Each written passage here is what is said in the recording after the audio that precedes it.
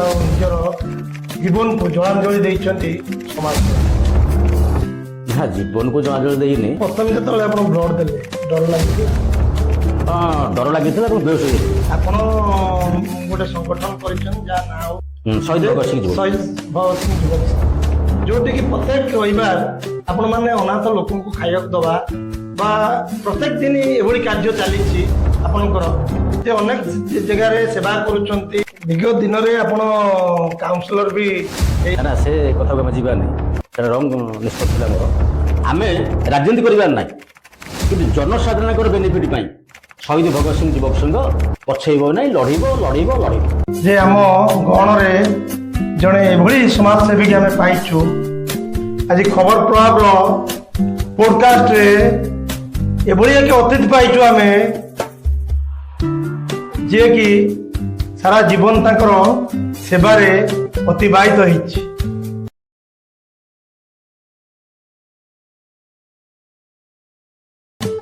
ଆଉ ଆମେ ଆଜି ସେଇ ସମାଜସେବୀଙ୍କର ପରିଚୟ ନେବା।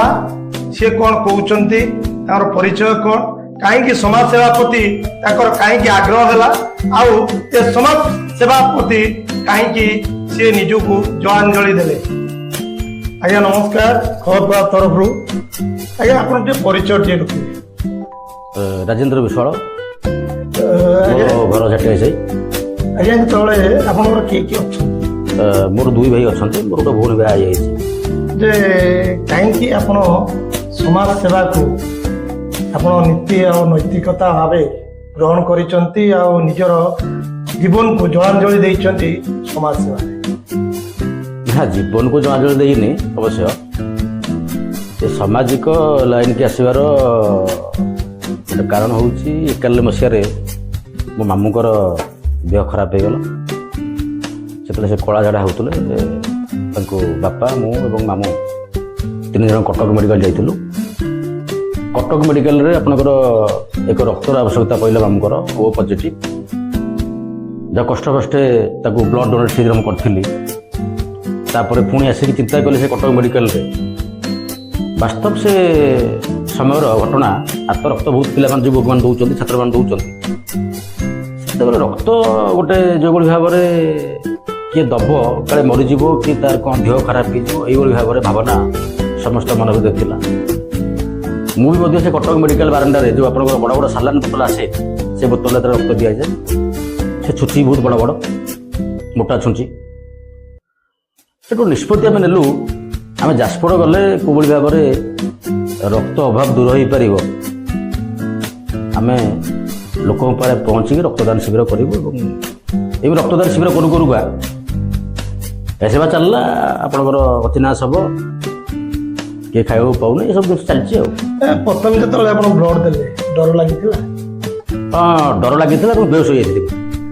ତାପରେ ସେ ଯେଉଁ ବେହୋସ ହେଲା ପରେ ତାପରେ କାହିଁକି ମନୋବଳ ଆପଣଙ୍କର ଏଇ ରକ୍ତ ଦାନ କରିବା ବା ସମାଜ ସେବା କରିବା ବା ଯେଉଁ ଲୋକଙ୍କର ଅସହାୟ ଲୋକଙ୍କର ଯେଉଁ ଶବ ସଂସ୍କାର କରିବା, ଆଉ ଇଏ ସବୁ ମୁଣ୍ଡରେ କାହିଁକି ଆସିଲା? ସେଟା ବେଶୀ ମୋ ମା ମୋତେ ଉତ୍ସାହିତ କରନ୍ତି, ବାପା ବି କରନ୍ତି।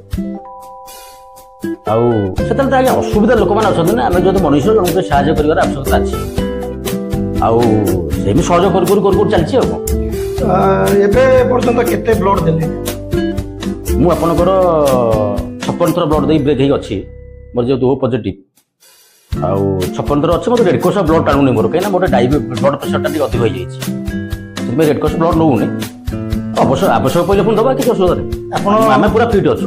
ଆପଣ ଗୋଟେ ସଂଗଠନ କରିଛନ୍ତି ଯାହା ନାଁ ହେଉଛି ଭଗତ ସିଂ ଯୁବକ ସଂଘ, ଶହୀଦ ଭଗତ ସିଂ ଯୁବ ଶହୀଦ ଭଗତ ସିଂ ଯୁବକ ସଂଘ, ଯୋଉଠିକି ପ୍ରତ୍ୟେକ ରବିବାର ଆପଣମାନେ ଅନାଥ ଲୋକଙ୍କୁ ଖାଇବାକୁ ଦେବା ବା ପ୍ରତ୍ୟେକ ଦିନ ଏଭଳି କାର୍ଯ୍ୟ ଚାଲିଛି ଆପଣଙ୍କର, ଯେ ଅନେକ ଜାଗାରେ ସେବା କରୁଛନ୍ତି, ସାହାଯ୍ୟ କରୁଛନ୍ତି, ବ୍ଲଡ୍ ଦେଉଛନ୍ତି।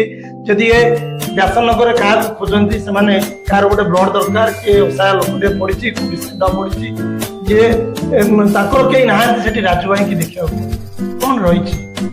ସେଟା ଆକ୍ଚୁଆଲି ଭଗବାନଙ୍କର ଗୋଟେ ବରଦାନ। ଆମେ ସବୁବେଳେ ଗୋଟେ ବିଶ୍ୱାସ କରିବାର ଆବଶ୍ୟକତା ଅଛି, ପ୍ରଭୁ ଜଗନ୍ନାଥ ଅଛନ୍ତି ଏବଂ ପ୍ରଭୁ ଜଗନ୍ନାଥ ମୋ ରୁଟିନ୍ ମଧ୍ୟ ତିଆରି କରନ୍ତି। ଆପଣଙ୍କର ଆଜି ସକାଳୁ ମୋ ଦେହ ଖରାପ ଥିଲା, ଆଜି ମଧ୍ୟ ସେବା କାର୍ଯ୍ୟ କିଛି ହେଇଛି, ତାପରେ ଆଉ ଗୋଟେ ଜାଗାରେ ମିଟିଂ ଥିଲା, ଏଠି ମଧ୍ୟ ମିଟିଂ ଆଟେଣ୍ଡ କଲି। କିନ୍ତୁ ଗୋଟେ ଅବାସ୍ତବ, ଯେଉଁଟାକି ମୋ ପକ୍ଷରେ ଅବାସ୍ତବ, ମୋତେ ଏତେ ଲୋକ ଭଲ ପାଆନ୍ତି, ମୁଁ ତାକୁ ମାପ କାଠି ମାପି ନାହିଁ। ବିଗତ ଦିନରେ ଆପଣ କାଉନସିଲର ବି ହେଇଥିଲେ। ନା ସେ କଥାକୁ ଆମେ ଯିବାନି, ସେଟା ରଙ୍ଗ ନିଷ୍ପତ୍ତି ଥିଲା, ମୋର ଭୁଲ ନିଷ୍ପତ୍ତି ଥିଲା ମୋର କାଉନସିଲର ହେବାର।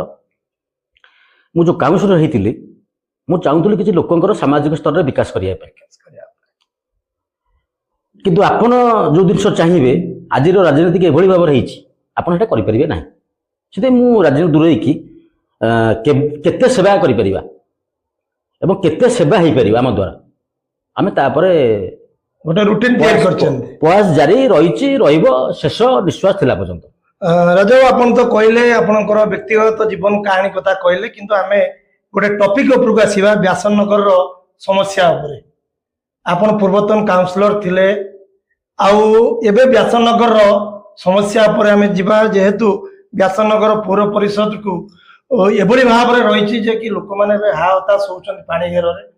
ପ୍ରଥମ କଥା ହେଲା ଯେ ବ୍ୟାସନଗରରେ ଏବେ ଲାଇଟ୍ ନାହିଁ, କଣ କହିବେ? ନା, ଖାଲି ଲାଇଟ୍ କଥା ପଡୁନି ଆଜ୍ଞା, ଆପଣ ରାସ୍ତାଘାଟ ଦେଖନ୍ତୁ, ଆପଣ ପାନୀୟ ଜଳ କଥା ଦେଖନ୍ତୁ, ଆପଣ ପ୍ରଧାନମନ୍ତ୍ରୀ ଆବାସ ଯୋଜନା ଦେଖନ୍ତୁ, ଆପଣ ବାର୍ଦ୍ଧକ୍ୟ ବିଧବା ଭତ୍ତା ଦେଖନ୍ତୁ, ଏବଂ ପୌର ପରିଷଦର ଯେଉଁମାନେ ଯୁବକ ବା ଯେଉଁମାନେ ବ୍ୟବସାୟୀ ଅଛନ୍ତି, ତାକୁ କିଭଳି ଭାବରେ ସ୍ୱାବଲମ୍ବୀ କରିବା ପାଇଁ ବ୍ୟାସନଗର ପୌର ପରିଷଦ ଲୋନ୍ଟେ ଦିଏ। ଯେଉଁ ଲୋନ୍ଟାକି ଆଣିକି ବ୍ୟବସାୟୀମାନେ ବେପାର କରିକି ତା ଗୁଜୁରାଣ ମେଣ୍ଟାଇବା ପାଇଁ ବ୍ୟବସ୍ଥା କରେ। ସେ ସବୁ ଜିନିଷ ଠପ୍ ହୋଇଯାଇଛି। ଆମେ ଯେତେବେଳେ କାଉନସିଲର ଥିଲୁ, ଯେତେବେଳେ ପାଣ୍ଠି ବହୁତ କମ୍ ଆସୁଥିଲା ମ୍ୟୁନିସିପାଲିଟିକି, ଏବେ ପାଣ୍ଠି ବଢ଼ିଛି କିନ୍ତୁ କାମ ହେଇପାରୁନାହିଁ। ଆପଣ ଦେଖନ୍ତୁ, କିଛି ଦିନ ତଳର କଥା ମୁଁ କହିବି, ଏଟା ବୋଧେ ସମସ୍ତେ ବୋଧେ ଅବଗତ ନୁହନ୍ତି, କିଛି ସାମ୍ବାଦିକ ବନ୍ଧୁ ଏବଂ ଯେଉଁମାନେ ଆଗ ଧାରରେ ରାଜନୀତି କରୁଛନ୍ତି ସେମାନେ ଜାଣିଛନ୍ତି, 400 କୋଟି ଟଙ୍କା ଗୋଟେ ଆପଣଙ୍କର ପ୍ରୋଜେକ୍ଟ ଆଇଲା, ସୋଲାର ସିଷ୍ଟମ ଚେଞ୍ଜ କରିବା ପାଇଁ, ଯେଉଁ ଡ୍ରେନେଜ। ସେ ଆପଣ ଦେଖିଥିବେ, ଆପଣ ଯେଉଁ ଡ୍ରୋନ୍ କ୍ୟାମେରା ଉଡ଼ିଲା, ସେ ଆପଣଙ୍କର ତାଙ୍କ କ୍ୟାମେରା ଆଣିକି ସବୁଆଡ଼େ ଗୋଟେ ଯାଜପୁର ସାରା ଆପଣ ଗୋଟେ ଆପଣଙ୍କର ବୁଲିକି ଗୋଟେ ଏଷ୍ଟିମେଟ୍ କଲେ ଯେ ପାଣି କୋଉ ବାଟେ ପାସ୍ କରିବ, କୋଉ ଭଳିଆ ଡ୍ରେନ୍ଟେ ହେଇପାରିବ। ଜଳବନ୍ଧରେ ବ୍ୟାସନଗର ପୂର୍ବସି ନ ରହିବେ, ତାପରେ ସେ ଦିଲ୍ଲୀରୁ ଯେଉଁ କମ୍ପାନୀ ଆସିଥିଲା 400 କୋଟି ଟଙ୍କା ପ୍ରୋଜେକ୍ଟ ସେ ତିଆରି କରିଥାନ୍ତେ। ସେ କମ୍ପାନୀ ଆଜି ନାହିଁ, କାହିଁକି ସେ ଗଲା? ସେ ପ୍ରୋଜେକ୍ଟ କାହିଁକି କାର୍ଯ୍ୟକାରୀ ହେଲାନି? ସେ ଟଙ୍କା କାହିଁକି କୁଲାକ୍ ସରିଗଲା? ମୁଁ ପ୍ରଶ୍ନ ପଚାରୁଛି, ଯେଉଁମାନେ ପ୍ରଶାସନିକ ଅଧିକାରୀ ଅଛନ୍ତି, ଏକ୍ଜିକ୍ୟୁଟିଭ ଅଫିସର କଥା କହିବି ନାହିଁ, ଏଇଥିପାଇଁ କ'ଣ କହିବି? ଖଜୁରୀ ଗଛର କି ଗୁଣ ଗାଇବି ମୂଳରୁ ପାଚ ପାଚ। ଜିଲ୍ଲାପାଳ ପାଖକୁ ଯାଉଛି, ଜିଲ୍ଲାପାଳ ମଧ୍ୟ ଆ ପରେ ତଦାରଖ କରନ୍ତୁ। ଯେଉଁ 400 କୋଟି ଟଙ୍କା ଆସିଥିଲା ଡ୍ରେନେଜ ସିଷ୍ଟମ କୋଭଳିଆ ପରିବର୍ତ୍ତନ ହେବ, କୁଆଡ଼େ ଗଲା ସେ ଟଙ୍କା ଏବଂ କାହିଁକି କାମ ହେଇପାରୁନାହିଁ? ସେ ଯେଉଁ ଡ୍ରେନେଜ କାମ କଥା ପଡ଼ିବ, ଯେତେବେଳେ ପିଡି ଆପଣ କୋରେଇର ବିଧାୟକ ଯେତେବେଳେ ଗୋଟେ ରିଭ୍ୟୁ ମିଟିଂ ଡାକିଥିଲେ, ସେତେବେଳେ କହିଥିଲେ ଯେ ତତ୍କାଳୀନ ଭାବେ ଇଏ ଡ୍ରେନେଜ ସଫା ହବ, ଡ୍ରେନେଜରେ ସ୍ଲାବ୍ ପଡ଼ିବ, ଆଉ ଇଏ ଯେଉଁ ମାନେ ଲୋକମାନେ ଯେଉଁ ଡ୍ରେନ୍ ଉପରେ ଜାଗାରେ ମାଡ଼ି ବସିଛନ୍ତି ତାକୁ ଉଚ୍ଛେଦ କରାଯିବ। ମାତ୍ର 2-3ଟି ଯେଉଁ ଫୁଡ୍ ଦୋକାନ ରହିଛି ସେମାନଙ୍କୁ ଉଠା ହେଲା, କିନ୍ତୁ ଯେତେ ବ୍ୟାସନଗରରେ ଯେତେ ସବୁ ଡ୍ରେନ୍ ଉପରେ ରଖିଛନ୍ତି କିନ୍ତୁ ସେମାନଙ୍କୁ ଥଇଥାନ କରାହେଇଗଲା। କ'ଣ ରହିଛି କି ଉପରେ? ଆପଣଙ୍କର ଗରିବ ଲୋକର ତା ସ୍ତ୍ରୀଟା ସବୁ ଟାପରା, ଏଇ ଯେଉଁ ବିକୁଛି ଗୁପଚୁପ, କିଏ ଚାଟ ବିକୁଛି, ତାକୁ ପ୍ରଶାସନ ହଟାଇ ଦେଉଛି। ଯେଉଁମାନେ ବଡ଼ ବଡ଼ ହୋଟେଲ କରିକି ବାସି ଖାଦ୍ୟ ବିକୁଛନ୍ତି, ତାପରେ ପ୍ରଶାସନ କ'ଣ କରୁଛି ନା ସେ ଫୁଡ୍ ଇନ୍ସପେକ୍ଟର କ'ଣ କରୁଛି?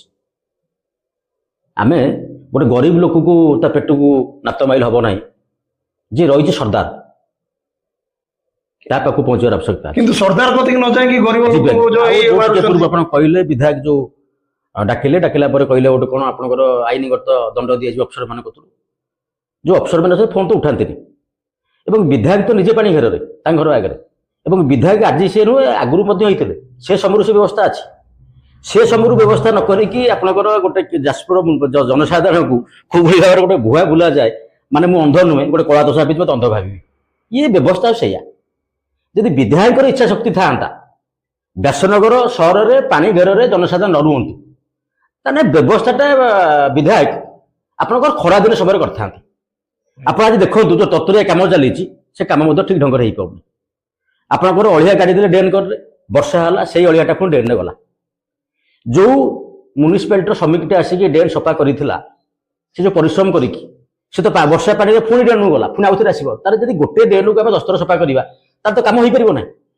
ରାଜବାବୁ, ବିଗତ ଦିନରେ କିଛି ଦିନ ହବ ଆପଣଙ୍କର ଅଡିଟ୍ ଯୋଉ କରାଗଲା ବ୍ୟାସନଗର ପୌର ପରିଷଦରେ ଯେ 45 ଲକ୍ଷ ଟଙ୍କାର ଅଡିଟ୍ରେ ବାହାରିଲା, କିନ୍ତୁ ତାର କାଗଜପତ୍ର ମିଳୁନି ବା ହିସାବ ମିଳୁନି। ମୁଁ ଭାବୁଛି ଯେ ଆମେ ଯୋଉମାନେ ଛୋଟ ଛୋଟ ଲୋକମାନେ ଯୋଉ ବିରୋଧ କରୁଛୁ, ଏ ଅଫିସର ମାନେ ଯୋଉ ଅଛନ୍ତି ତାଙ୍କର ଯୋଉ ଉପର ଅଫିସର ମାନେ ସବୁ ଅଛନ୍ତି, ଆମେ ବିରୋଧ କଲେ ଚାନ୍ଦା ତାଙ୍କର ବଢିଯାଏ। ଏ ଅଡିଟ୍ ଫଡିଟ୍ ସବୁ ମିଛ କଥା ଆଜ୍ଞା। ଯଦି ଅଡିଟ୍ଟା ଠିକ ଢଙ୍ଗରେ ହୁଅନ୍ତା ତାହେଲେ ଆଉ ଦୁର୍ନୀତି ହୁଅନ୍ତାନି। ଆପଣଙ୍କର କିଛି ଦିନ ତଳେ ସେ ଯୋଉ କଣ୍ଟ୍ରାକ୍ଟର ଗୋଟେ କଣ ନେଇଥିଲା ସାନିଟାଇଜର କଣ୍ଟ୍ରାକ୍ଟର, ସେ ଗୋଟେ କିଏ ଗଲା, ପୁଣି ନୂଆ ହେଇଛି। କିନ୍ତୁ ସେ ନୂଆ ଲୋକଙ୍କୁ ଆମେ କହିବାକୁ ଚାହିଁବୁ ଆପଣ ଠିକ ଢଙ୍ଗରେ କାମ କରନ୍ତୁ। ଆପଣଙ୍କର ଯୋଉଠି ବିଚିଂ ପଡ଼ିବା କଥା ବିଚିଂ ପକାନ୍ତୁ। ମଶା ତେଲ ପଡୁନି, ମଶା ଧୂଆଁ ବୁଲା ହଉନି, କିଛି ପଡୁନି, ଯୋଉଟା କିନ୍ତୁ ଆପଣଙ୍କର ଲକ୍ଷ ଲକ୍ଷ ଟଙ୍କା ବିଲ୍ ହଉଛି। ଇଏ ଯୋଉ ବ୍ୟବସ୍ଥା ଆକୁ ଏ ବ୍ୟାସନଗର ସହରର ଯୋଉମାନେ ଯୁବକ ଅଛନ୍ତି, ଛାତ୍ର ଅଛନ୍ତି, ତାକୁ ପ୍ରତିବାଦ କରନ୍ତୁ। କାହିଁକି ନା ଏ ଟଙ୍କା ହଉଛି ଆମର। ଆମେ ସାର୍ଟ କିଣିଲେ, ପ୍ୟାଣ୍ଟ କିଣିଲେ, ଲୁଙ୍ଗି କିଣିଲେ, କି ଲୁଣ କିଣିଲେ, କି ଯାହା କିଣିବା ସେ ଠିକସରେ ଏମାନେ ଦରମା ନେଉଛନ୍ତି। ଏମାନେ ଘରୁ ଆଣିକି ଦଉନାହାନ୍ତି। ଆଜି ସେ କହୁଛି ଇଏ କରିଦେଲା ବଡ ବିଲ୍ଡିଂ, ସେ କରିଦେଲା ବଡ ବିଲ୍ଡିଂ, ପଇସା କୋଉଠୁ ଆଣିଲା? ସେ ଯୋଉ ବିଲ୍ଡିଂ କରୁଛି ପିସି ନେଉଛି, କିନ୍ତୁ ଟଙ୍କା ଆମର। ଆମ ସମସ୍ତଙ୍କର ମାନସିକତା ଆଗେ ପରିବର୍ତ୍ତନ ହଉ। ଆମେ ଆଗେ ମାଟି ତାପରେ ପାଟି, ତାହେଲେ ସହର ପରିବର୍ତ୍ତନ ହବ, ଗାଁ ପରିବର୍ତ୍ତନ ହବ, ସବୁ ଆପଣ ଦେଖ ସବୁ ଜାଗାରେ ପରିବର୍ତ୍ତନ ହବ। ଆମେ ଯେ ପର୍ଯ୍ୟନ୍ତ ସମସ୍ତଙ୍କ ରାଜନୀତି କରିବାର ଅଧିକାର ଅଛି, ସମସ୍ତେ ଜଣେ ରାଜନୈତିକ ନେତା ହେବାର ଆବଶ୍ୟକତା ଅଛି, କିନ୍ତୁ ମୋ କହିବା କଥା ଆଗେ ମାଟି ତାପରେ ପାଟି। କିନ୍ତୁ ଆଗେ ପାଟି କରୁଛନ୍ତି, କିନ୍ତୁ ପଛରେ ମାଟି। କିନ୍ତୁ ଯୋଉ ବ୍ୟାସନଗରର ଅବସ୍ଥା ବେହାଲ ଅବିକା ହେଇଛି, ଆଉ ଯୋଉମାନେ ଯୋଉ ଅଡିଟ୍ ହଉଛି ଯେ ବ୍ୟାସନଗରର କାଗଜପତ୍ର କିଛି ମିଳୁନି, ଇଏ ଆଜ୍ଞା ଗୋଟେ ଦୁର୍ଭାଗ୍ୟଜନକ କଥା। ଦୁର୍ଭାଗ୍ୟଜନକ କଥା ନୁହେଁ ଆଜ୍ଞା। ଏମାନେ ଚୋରି କରି ବହୁତ ଜିନିଷ ଖାଇଛନ୍ତି, କାଗଜ ମିଳିବ କୋଉଠୁ? ଆପଣ ଦେଖନ୍ତୁ ଗୋଟେ ସେଲିବ୍ରିଟି ମଣ୍ଡପ ବନ୍ଦ ହେଇକି ଅଛି, ଏଠି ବାହାଘର ସାଗରରେ ଲୋକ ଚଳୁଥିଲେ କମ ପଇସାରେ, ଗରିବ ଲୋକମାନେ, ସେଟା ବନ୍ଦ ହେଇକି ଅଛି। ଗୋଟେ ପାନ୍ଥିକା ପାଖରେ ଆପଣ ଗୋଟେ ପାର୍କିଂ ପ୍ଲେସ୍ ହେଇଛି, ବସ୍ ରହୁଛି, କଣ ବ୍ୟବସ୍ଥା କଣ ଇଏ? ଏବଂ ଯୋଉମାନେ କହୁଛନ୍ତି ରାଜନୈତିକ ନେତା ମାନେ ନିର୍ବାଚନ ସମୟ ପୂର୍ବରୁ ଯୋଉ କଥା କହୁଛନ୍ତି ତାକୁ କାର୍ଯ୍ୟକାରୀ କରନ୍ତୁ। ଆଉ ଓଡିଶାରେ ତ ଆପଣ ଦେଖୁଛନ୍ତି ବହୁତ ଜାଗାରେ ବିଧାୟକ ମନ୍ତ୍ରୀଙ୍କୁ ବିରୋଧ କରାଗଲାଣି। ଆମେ ଯଦି କାମ ନ କରିବା ଆମକୁ ଲୋକ ବିରୋଧ କରିବେ। କିନ୍ତୁ ବ୍ୟାସନଗର ଯୋଉ ଭେଣ୍ଡିଂ ଜୋନ୍ ହେଇଥିଲା ଗତ ସରକାର କରିଥିଲେ, କିନ୍ତୁ ଏପର୍ଯ୍ୟନ୍ତ ସେ ସରକାର ଯାହା କରିଥିଲେ କିନ୍ତୁ ତାର କାଗଜପତ୍ର ମିଳୁନାହିଁ। ଏଇଠି ଗୋଟେ ଭାଇଟାଲ କଥା ଆପଣ କହିବାକୁ ଚାହିଁବୁ, ମୁଁ ଯାହା ଅନୁଭୂତି ମୋର, ଧର ପୂର୍ବ ସରକାର କରିଛି ଗୋଟେ ଜିନିଷ, ଇଏ ସରକାର କରିବନି ତାକୁ। ଇଏ ଯୋଉ ମାନସିକତା, ଆରେ ସରକାର ଲାଭ ପଇସାରେ କରିଛି ସେ ପ୍ରୋଜେକ୍ଟ, ଆମେ ତାକୁ କରିବା, କୋଇବାର ରକ୍ଷଣାବେକ୍ଷଣ ଦାୟିତ୍ୱ ନେବା। ସେ ଦାୟିତ୍ୱରୁ ମାନସିକତା ଟିକେ ପରିବର୍ତ୍ତନ ହବ। ଛୋଟିଆ ଛୋଟିଆ ତମର ଜନ୍ଦା ପିପୁଡି ଭଳିଆ ମାନସିକତା ଅଛି, ତାକୁ ହାତୀ କରିଦଉନା, ଘୋଡା କରିଦଉନା, ଆଉ ସହର ପରିବର୍ତ୍ତନ ହବ। କିନ୍ତୁ ପରିବର୍ତ୍ତନ ବଳରେ ଚାବି ପଡିକି ରଖାଯାଇଛି ଭେଣ୍ଡିଂ ଜୋନ୍। ଆରେ ଭାଇ କୋଟି କୋଟି ଟଙ୍କା ଖର୍ଚ୍ଚ ହେଇଛି, କହିବା କାହାକୁ ଶୁଣିବ କିଏ? କାହାକୁ କହିବା ଆମେ? ମୁଁ ବିଧାୟକଙ୍କୁ ମେଡିକାଲ କଥା କହିଛି ବ୍ୟକ୍ତିଗତ ଭାବରେ, ମୁଁ ବିଧାୟକଙ୍କୁ ଶ୍ମଶାନ କଥା କହିଛି ବ୍ୟକ୍ତିଗତ ଭାବରେ, 2 ବର୍ଷ ବିତିଗଲାଣି, କିଛି କାର୍ଯ୍ୟକାରୀ ହେଇପାରୁନି। ସେଥିପାଇଁ ଆମେ କାହିଁ କହିବା? ଆମକୁ ଲୋକ ବିରୋଧ କରୁଛନ୍ତି। ଧର ଆମେ କହିବୁ, ସେ କହୁଛନ୍ତି ଆର ଗୋଟେ ବୋଧେ ସ୍ୱାର୍ଥ ଅଛି। ସ୍ୱାର୍ଥ ଆମର କଣ ଅଛି ଭାଇ? ଆମେ ଆମ ଘର ଛୁଆ ପାଇଁ କହୁଛୁ, ଆମେ ଯାଜପୁର ଲୋକଙ୍କ ପାଇଁ କହୁଛୁ। କିନ୍ତୁ ଆମେ ଗୋଟେ ମଝିରେ ଆପଣ ଡାକ୍ତରଖାନା ଡାକ୍ତର ନାହାନ୍ତି ଆନ୍ଦୋଳନ କଲୁ, ଡାକ୍ତର ମାନେ ଆସିଲେ, କିଛି ଲୋକ ଭାବିଲେ ଚାନ୍ଦା ଆଦାୟ କରୁଛନ୍ତି। ଇଏ ଡାକ୍ତର ନାହିଁ, ଡାକ୍ତର ପାଇଁ ଆନ୍ଦୋଳନ କରୁଛୁ। କିଛି ଲୋକ ଏଇ ସବୁ ଜିନିଷ ଗୁରା, କିଛି ଲୋକ ଥାଆନ୍ତି ତାଙ୍କର ନ କହିଲେ ହଜମ ହେବନି ଭାତ। ସେମାନେ କିନ୍ତୁ ତାଙ୍କ କଥାକୁ ଖାତିର ନ କରି ଆପଣ ଆଗକୁ ଆଗକୁ ବଢି ଚାଲିବେ। ଆମେ ଚାଲିବୁ, ଆମର କିଛି ନାହିଁ ଆଜ୍ଞା। ଆମକୁ ତମେ ଯେମିତି ଭାବୁଛ ଭାବ, ଆଜ୍ଞା ଭାବ, ନହେଲେ ଅପୋଜିଟ୍ ସାଇଡ୍ ଭାବ। ଆମେ ଅଛୁ, ଆମେ ଲୋକଙ୍କ କାମରେ ରହିବୁ, ବିନା ସ୍ୱାର୍ଥରେ ରହିବୁ। ଏବଂ ବାହାରୁ ଯୋଉ ଲୋକମାନେ, ଏଇ ଯୋଉ ରବିବାର ଖାଦ୍ୟ ଆପଣ ପଚାରୁଥିଲେ, ରବିବାର ଖାଦ୍ୟ ରାଜ୍ୟବିଷୟ ଦଉନି ଆଜ୍ଞା। ବାହାରୁ କିଛି ଶୁଭେଚ୍ଛୁ ଯୋଉମାନେ ଦାତା, ତାଙ୍କୁ ଆମ ଟିଭି ଜରିଆରେ ମୁଁ ଏଇଠୁ ମାନେ ଏଇଠି ବସିକି ନମନ ତାଙ୍କୁ କରୁଛି, କାରଣ ତାଙ୍କ ସହଯୋଗରେ ଚାଲିଛି କାର୍ଯ୍ୟକ୍ରମ। ମୁଁ ନିମିତ୍ତ ମାତ୍ର, ସିଏ ସହଯୋଗ କରୁଛନ୍ତି, ମୁଁ ତାକୁ ପରିଚାଳନା କରୁଛି। ମୋର ଏଥିରେ କିଛି ରୋଲ ନାହିଁ।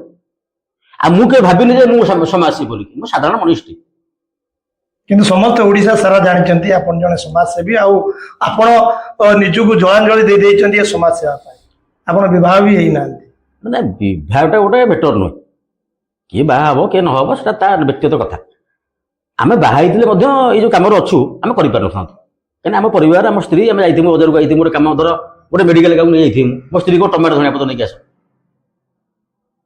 ସେ ଲୋକଟାକୁ ମୁଁ ମେଡିକାଲ ନେଇକି ଯିବି ନା ମୁଁ ମୋ ସ୍ତ୍ରୀ ଟମାଟୋ ଧଣିଆ ପତ୍ର ନେଇକି ଯିବି ଓଡିଶା ଏଇ ଭିତରେ ହେଇଥିଲା ଗୋଟେ ଘଟଣା ହେଇଥିଲା ପରେ ମୁଁ ବାହାରିଲି ତାପରେ ବହୁତ ଭଲରେ ଅଛି ମୁଁ ବାହାର ହେଇକି ଯୋଉ ଆମର ଏନସିସି ଯୋଉ ଚାନ୍ଦମା ପାଖରେ ହେଇଛି ଏନସିସି ଯୋଉ ପ୍ଲାଣ୍ଟଟି ହେଇଛି ବ୍ୟାସନଗର ପୌର ପରିଷଦ ଯୋଉଥିକି ତାଙ୍କୁ ଦରମା ଦଉନି ଯେଠି ଷ୍ଟ୍ରାଇକ୍ କରୁଛନ୍ତି ବ୍ୟାସନଗର ଚେୟାରପର୍ସନ କହୁଛନ୍ତି ପଇସା ନାହିଁ ମାନେ ବ୍ୟାସନଗର ଅଧ୍ୟକ୍ଷ କହୁଛନ୍ତି ପଇସା ନାହିଁ ସେଟା ତ ମୁଁ ତ କାଉନସିଲର ନାହିଁ କି ଚେୟାରମ୍ୟାନ ନାହିଁ କି ତାଙ୍କ ଅଫିସର ନୁହେଁ କିନ୍ତୁ ମୋ କହିବା କଥା ଚେୟାରମ୍ୟାନ ଯୋଉ କହୁଛନ୍ତି ପଇସା ନାହିଁ ପୁଣି ସେମାନେ ପଇସା ପାଉଥିଲେ କେମିତି ଦରମା ଆଗରୁ ଆଜି ସିନା ବାହାରି ଯାଇଛନ୍ତି ତା ପୂର୍ବରୁ ସେ ଦରମା ନଉଥିଲେ ନା କିନ୍ତୁ ମୁଁ ମଧ୍ୟ ତମ ଅଧ୍ୟକ୍ଷ ଆଉ ଏବଂ ଅଫିସର ଏକ୍ଜିକ୍ୟୁଟିଭ ମୁଁ ନିଜେ ଆପଣ ମାଧ୍ୟମରେ ତାଙ୍କୁ ନିବେଦନ କରିବି ମାନେ ଗୁହାରି ମଧ୍ୟ କରିବି କାହିଁକିନା ସେ ଗରିବ ଗୁରୁବା ପେଟ ପାଟଣା କଥା ତାଙ୍କୁ ନିଯୁକ୍ତି ଦିଆଯାଉ ଯେ ତାଙ୍କର ଗାଡ଼ି ଘୋଡ଼ା ବନ୍ଦ ହେଇଯାଇଛି କି ଆପଣଙ୍କର ପ୍ରୋଜେକ୍ଟ ନାହିଁ ତାଙ୍କୁ ଯୋଉ ବାଟେ ହେଲେ ପୁଣି ତାଙ୍କୁ କାର୍ଯ୍ୟକାରୀ କରିକି ତାର କାର୍ଯ୍ୟକ୍ରମ କରନ୍ତୁ ସେ ଲୋକମାନେ ଆଜ୍ଞା ଯୋଉ ସାନିଟାରୀ ଡିପାର୍ଟମେଣ୍ଟ ଯୋଉ ନେଇଛି କଣ୍ଟ୍ରାକ୍ଟର ନେଇଥିବା କାମ ଯୋଉ ଅଳିଆ ଗୁଡ଼ିକ ପ୍ଲାଣ୍ଟ ହେଲା କିନ୍ତୁ ପ୍ଲାଣ୍ଟରେ ନ ପଡି ରାସ୍ତା କଡ଼ରେ ପଡିଲା ଘୁଷୁରୀ ଖାଉଛନ୍ତି ଗୋରୁ ଖାଉଛନ୍ତି ଆଉ ସେଥିରେ ଦୁର୍ଗନ୍ଧରେ ଲୋକମାନେ ଯାତାୟାତ କରିପାରୁନାହାନ୍ତି ଇଏ କଣ ଆଜ୍ଞା ବ୍ୟାସନଗର ଆମ ସ୍ୱଚ୍ଛ ଭାରତ ଆଉ 1 ନମ୍ବର ବ୍ୟାସନଗର ନା ବ୍ୟାସନଗର କୋଉ ଭଳି ଭାବରେ 1 ନମ୍ବର ହେଇଗଲା ମୁଁ ବି ଅନୁଭବ କରୁଛି କାହିଁକିନା ଆମେ ଯୋଉମାନେ ବ୍ୟାସନଗର ବାସୀ ଆମେ ଦେଖୁଛନ୍ତି ସବୁ ଜିନିଷକୁ କିନ୍ତୁ ସିଏ ଉପର ଲେଭେଲଟା ଯାଇକି 1 ନମ୍ବର ହଉଛନ୍ତି କିନ୍ତୁ ସହର ଏଠି 1 ନମ୍ବର ନାହିଁ କିନ୍ତୁ ଉପରେ 1 ନମ୍ବର କିନ୍ତୁ ମୋର କହିବା କଥା ଯୋଉମାନେ କାଉନସିଲର ଭାଇମାନେ ଅଛନ୍ତି ଭଉଣୀମାନେ ଅଛନ୍ତି ସେମାନେ ତାଙ୍କ ନିଜ ୱାର୍ଡଟାକୁ ଆଗେ ଦେଖନ୍ତୁ କାହିଁକିନା ଏବେ ବହୁତ ପଇସା ପତ୍ର ଆଉଛି କୋଉଭଳି ଭାବରେ ଜନସାଧାରଣଙ୍କର ସମସ୍ୟା ସମାଧାନ ହବ ଯୋଉ କେନ୍ଦ୍ର ସରକାରଙ୍କ ପ୍ରୋଜେକ୍ଟ ଅଛି ଆପଣଙ୍କର ପ୍ରଧାନମନ୍ତ୍ରୀ ଆବାସ ଯୋଜନା କଚ୍ଚା ଘର ଇଏ ତ ବହୁତ ପୂର୍ବରୁ ଅଛି ଆଜି এই ପ୍ରୋଜେକ୍ଟ ନୁହେଁ ଇଏ କଂଗ୍ରେସ ଅମୂଳ ପ୍ରୋଜେକ୍ଟ ଯୋଉଟା ଇନ୍ଦିରା ଗାନ୍ଧୀ କରିଥିଲେ ଇନ୍ଦିରା ଆବାସ ତାକୁ ପ୍ରୋଜେକ୍ଟ ଆସିଲା ସରକାର ତାର ଯେ ଚେଞ୍ଜ ହଉ ତା ନିଜେ ନିଜେ କରିଚାଲିଛନ୍ତି ସେଥିପାଇଁ ସେ ଦିନ ଠାରୁ ଆଜି ପର୍ଯ୍ୟନ୍ତ ପରିବର୍ତ୍ତନ ହେଇପାରୁନି ଆମେ ଖାଲି ଆପଣଙ୍କର ପ୍ରଚାର ପ୍ରସାରରେ ଅଛନ୍ତି କିନ୍ତୁ ସାଧାରଣ କଚ୍ଚା ଘରଟା ପକ୍କା ଘର ହେଇପାରୁନି ତାକୁ ମଧ୍ୟ ଯୋଉମାନେ କାଉନସିଲର ଅଛନ୍ତି ବା ଯୋଉମାନେ ଆପଣଙ୍କର ୱାର୍ଡ ଟିକଟଧାରୀ ଅଛନ୍ତି ଟିକଟ ସେମାନେ ଯୋଉମାନେ କଲେକ୍ସନ କରନ୍ତି ୱାର୍ଡରୁ ସେମାନଙ୍କୁ ବେଶୀ ଅବଗତ ଥିବ ସେମାନେ ଘର ଘର ବୁଲି ଇନକ୍ୱାରି କରନ୍ତି ଆକ୍ଚୁଆଲି କୋଉ ଲୋକର ଗୋଟେ କୋଠା ଘର ଆବଶ୍ୟକତା ଅଛି ତାକୁ ଦିଆଯାଉ ଯୁଦ୍ଧକାଳୀନ ଭିତରେ ଏବଂ ପିଇବା ପାଣିର ବିଭିନ୍ନ ସମସ୍ୟା ଆପଣଙ୍କର ପିଇବା ପାଣି ଯୋଉ ପିଏଚଡି ଯୋଉ ଅଛି ଆପଣଙ୍କର ଯେତିକି ବିଚିଂ ପଡିବା କଥା ସେ ବିଚିଂ ପକଉନାହାନ୍ତି ନାହିଁ ବିକୁଛନ୍ତି ବାହାର ନେଇକି ପିଜି ବିକୁଛନ୍ତି ତାକୁ ମଧ୍ୟ ଆମେ ଅବଗତ କରାଉଛୁ ଆଉ ଶୈବାର ବେଳ ନାହିଁ ବହୁତ ଶୈଳୁଣି ଆମେ ରାଜନୀତି କରିବାର ନାହିଁ କିନ୍ତୁ ଜନସାଧାରଣଙ୍କର ବେନିଫିଟ ପାଇଁ ଶହୀଦ ଭଗତ ସିଂ ଯୁବକ ସଂଘ ପଛେଇବ ନାହିଁ ଲଢିବ କିନ୍ତୁ ଆପଣ ବ୍ୟାସନଗରରେ ଆପଣଙ୍କର ଜନ୍ମ ଆପଣ ବ୍ୟାସନଗରରେ ପୁରା ଜଡ଼ିତ ଅଛନ୍ତି କିନ୍ତୁ ବ୍ୟାସନଗରର ସମସ୍ୟା ଯେତେବେଳେ ଆପଣ ଦେଖୁଛନ୍ତି ଗୋଟେ ବସ୍ ଯୋଉ ମାନେ ଆପଣ ଦିନ ରାତିକି ବସ୍ ପୁରା ରାସ୍ତା ଉପରେ ରଖି ଦଉଛନ୍ତି ଯୋଉ କଳିଙ୍ଗ ନଗର ହଉ ବା ଟାଟା ହଉ ବା ଜିନ୍ଦଲ ହଉ ସବୁ ବସ୍ ଆସିକି ଯେତେବେଳେ କଳିଙ୍ଗ ନଗର ଏଡିଏମ୍ କହୁଛନ୍ତି ଏଠି ବସ୍ ଯାଇପାରିବନି କିନ୍ତୁ ବସ୍ ଆସିକି ରାସ୍ତା ଅବରୋଧ କରୁଛନ୍ତି ଯୋଉଠିକି ଲୋକମାନେ ଯାଇପାରୁନାହାନ୍ତି ନା ଏଡିଏମ୍ ଆସିଲା ପରେ ବହୁତ ଜିନିଷ ପରିବର୍ତ୍ତନ ହେଇଛି ଆପଣଙ୍କର କଳିଙ୍ଗ ନଗର ଏଡିଏମ୍ ସପନନ୍ଦ ଆସିଲା ପରେ ସମସ୍ୟାର କି ସମାଧାନ ହେଉଛି ଆସ୍ତେ ଆସ୍ତେ କିନ୍ତୁ ଯୋଉ ବସ୍ କଥା ଆପଣ କହିଲେ ସେ ବସ୍ ଆମର ମାଲିକ ଆମେ ବସ୍ ମାଲିକ ନୁହେଁ ବସ୍ ହେଉଛି ମାଲିକ କାହିଁକି ନା ସେ କାହାକୁ କ'ଣ ଟଙ୍କା ଦେଉଛି ଯେମିତି ରାସ୍ତା ତା ନିଜର ଆପଣ ଦେଖିବେ 5ଟାରୁ ରାତି 8ଟା ପର୍ଯ୍ୟନ୍ତ ପଳେଇବେ ଆପଣଙ୍କର ଷ୍ଟେସନ ବଜାରକୁ ଯୋଉମାନେ ଗୋଟେ ସ୍କୁଟି ଗାଡ଼ି ନେଇ ଯାଉଥିବ ଜଣେ ଭାଇ କି ସାଇକେଲ ଚଲେଇ ଯାଉଥିବ ସାଇକେଲରେ ରହି ସେମାନେ ସୁରକ୍ଷିତ ନୁହେଁ ସେ ବସ୍ଟା ଆଗେ ଯିବ ତାପରେ ଯିବ ଆପଣଙ୍କର ବାଇକ୍ ଯିବ କି ସାଇକେଲ ଯିବ ସେମାନେ ମାଲିକ ଏବଂ ସିଏ ଆପଣଙ୍କର ଅବିକା ମାଲିକ ଅବିକା ଯୋଉମାନେ ବାଲି ଚୋର ଯୋଉମାନେ ମାଟି ଚୋର ଯୋଉମାନେ ମରମ ଚୋର ସେମାନେ ପ୍ରଶାସନକୁ ଯାହା କହୁଛନ୍ତି ପ୍ରଶାସନ ଅଧିକାରୀ ମାନେ ସେଇଆ କରୁଛନ୍ତି ସେଇଆ ନ କରିବେ ତାହେଲେ ତମ ନାଁରେ କେସ୍ ହବ ଆପଣ ଅନ୍ୟକୁ ପ୍ରତିବାଦ କଲେ କେସ୍ ହବ ମୁଁ ବହୁତ ଥର ଜେଲ୍ ଯାଇ ଏ ଅନ୍ୟକୁ ପ୍ରତିବାଦ କରି କିନ୍ତୁ ଜେଲ୍ ଯିବା ବି ଖାତିର ପଡେନି କାହିଁ ଯିବି କଣ ଚୋରି କରୁଛି ନା ମୁଁ କୋଉଠି କଣ କରୁଥିଲି ଆଜ୍ଞା ମୁଁ କାଟେ ଲୋକଙ୍କ ପାଇଁ ରହି ରହି ଜେଲ୍ ଯାଉଛି ମୁଁ ଖୁସି ହଉଛି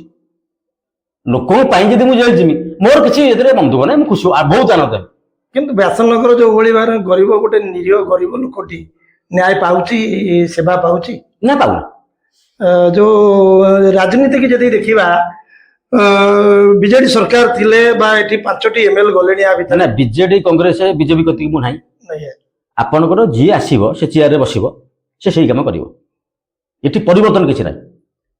ଏଠି ଗରିବ ଲୋକଙ୍କ ମୁଦ୍ଦା କରିକି ରାଜନୈତିକ ଲୋକ ଗରିବ ମୁଣ୍ଡ ଉପରେ ଚଢ଼ିକି ରାଜନୀତି ଭୋଟ ଜିତନ୍ତି, କିନ୍ତୁ ଜିତିଲା ପରେ ସେ ଗରିବ ଲୋକକୁ ଭୁଲି ଯାଆନ୍ତି।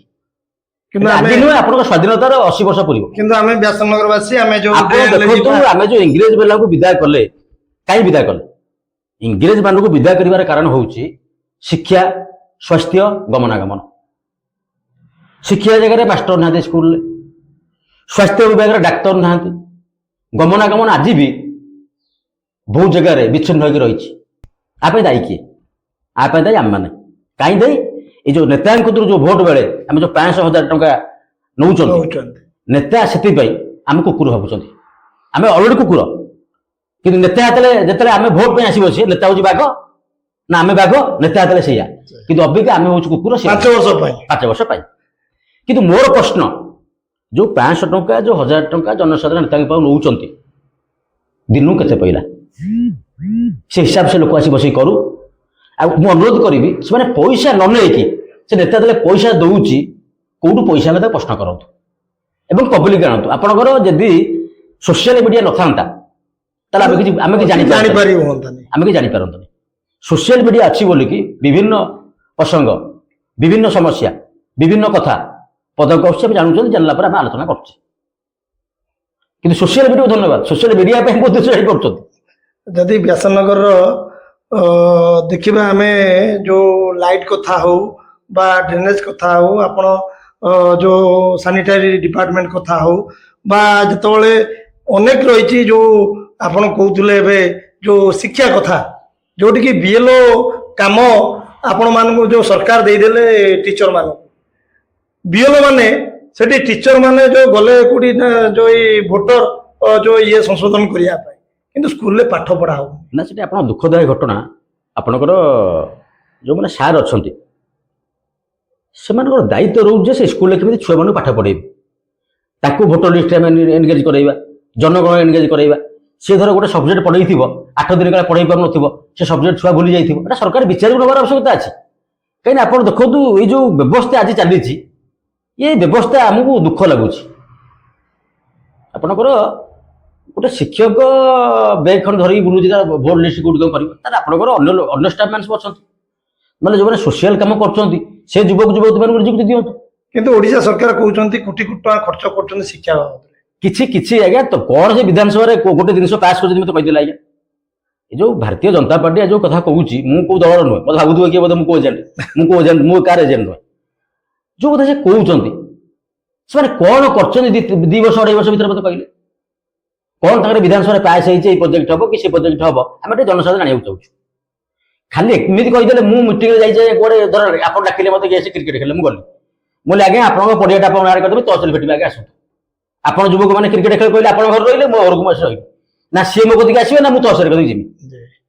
ମୁଁ କହିଦେଲେ ସେ ଖୁସି ହେଲେ, ତାଳି ମାରିଲେ, ରାଜ୍ୟକୁ କହିଲେ ପଡ଼ିଆ ତାଙ୍କର ହେଇଯିବ। ଆମେ କଣ ଜାଣିପାରୁନା କି ଆମେ ସେଇ ଛୋଟିଆ ରାଜନୀତିରୁ ଆଇଛୁ, କାଉନ୍ସିଲର ହେଇସାରିଛୁ।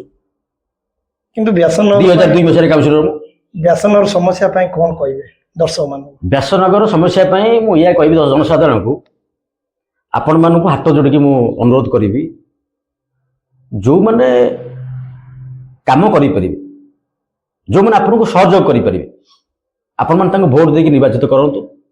ଯୋଉମାନେ ଟଙ୍କା ପଇସା ଦେଇକି ବିଜନେସମ୍ୟାନ ମାନେ ଅଛନ୍ତି, ତାଙ୍କୁ ଆପଣ ବିରୋଧ କରନ୍ତୁ, ଏବଂ ଯୋଉମାନେ ଭଲ କାମ କରିପାରିବେ ରାଜନୀତିକୁ ଆସନ୍ତୁ। ମୁଁ ଚାହୁଁଛି ବହୁତ ଯୋଉମାନେ ଯୋଉମାନଙ୍କର ପଇସା ପତ୍ର ଅଛି, ସେମାନେ ରାଜନୀତିକୁ ଆସିଲେ ସେ ବାଧ୍ୟ ଗାଡ଼ି କରିଦେବେ, 100 ଟଙ୍କା ଦେବେ, ତାକୁ ଥାନାରେ ଗାର୍ଡେନ୍ ଦେବେ, ତ 100 ଟଙ୍କା ତେଲ ପକେଇବେ। ସେ ଯୁବକ ମାନେ ଆସିବାର ଆବଶ୍ୟକତା ଅଛି ରାଜନୀତି।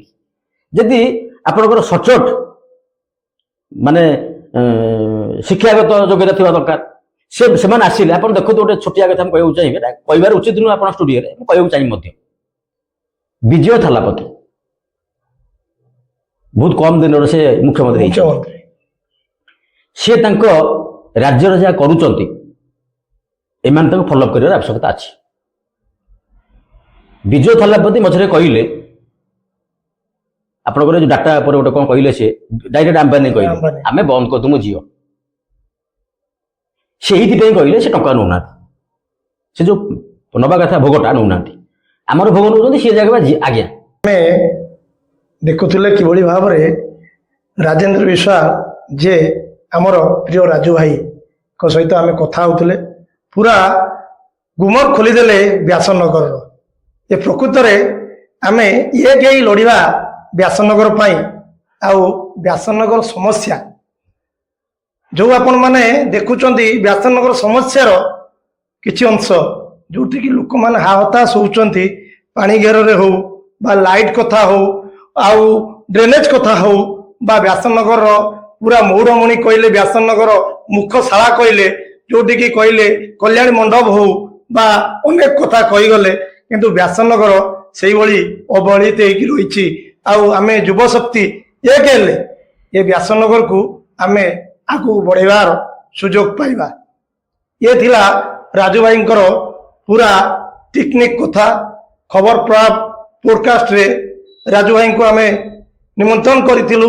ଆଜି ଆମ ନିମନ୍ତ୍ରଣ ଗ୍ରହଣ କରି ଆଜି ଆସିଛନ୍ତି, ଆଉ ତାଙ୍କର ବ୍ୟକ୍ତିଗତ ମତ ଦେଇଛନ୍ତି, ଆଉ ବ୍ୟାସନଗର କିଭଳି ଭାବରେ ଉନ୍ନତି ହେବ ଆଉ ତା ପ୍ରତି ଯୁବଶକ୍ତିକି ଆହ୍ୱାନ ଦେଇଛନ୍ତି ଯେ ଆପଣମାନେ ଏକ ହୁଅନ୍ତୁ, ଏ ବ୍ୟାସନଗର ସରଳ ସୁନ୍ଦର କରନ୍ତୁ।